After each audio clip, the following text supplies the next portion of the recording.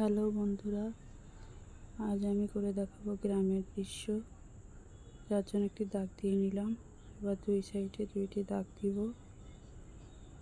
দেওয়ার পরে উপর থেকে একটু গোল করে নেব, নিচের থেকে একটু গোল, আর একটা একটা করে দাগ দিয়ে দিব।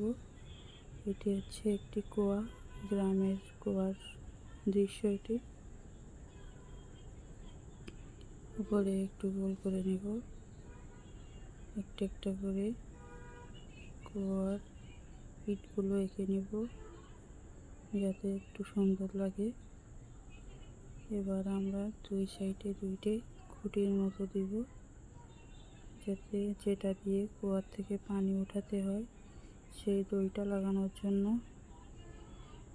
যারা গ্রামে থাকেন তারা এগুলো হয়তো দেখেছেন, এভাবেই করে।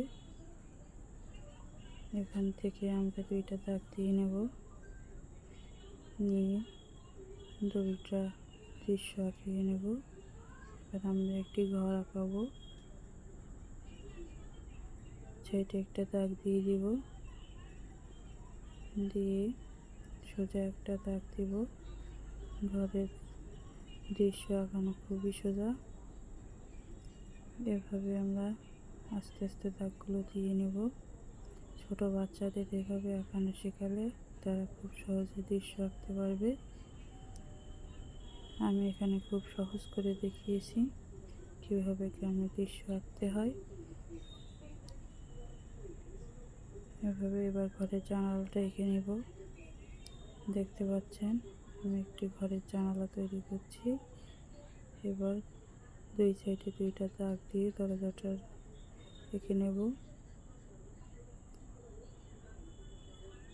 দরজাটা আঁকা হয়ে গেল। এবার আমরা একটি গাছ দিব, যেহেতু গ্রামের দৃশ্য সেক্ষেত্রে ঘরের পাশে একটা গাছ থাকলে ভালো হয়। গাছটা এঁকে নেব সুন্দরভাবে, খুবই ইজিলি সোজাভাবে এটা আঁকা যায়।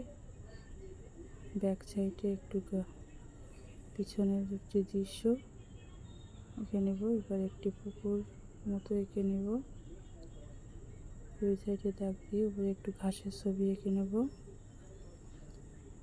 লম্বা লম্বা দাগ দিয়ে পুকুরের পানি এঁকে নেব, যাতে বাচ্চারা বুঝতে পারে যে এটা একটি পুকুরের দৃশ্য।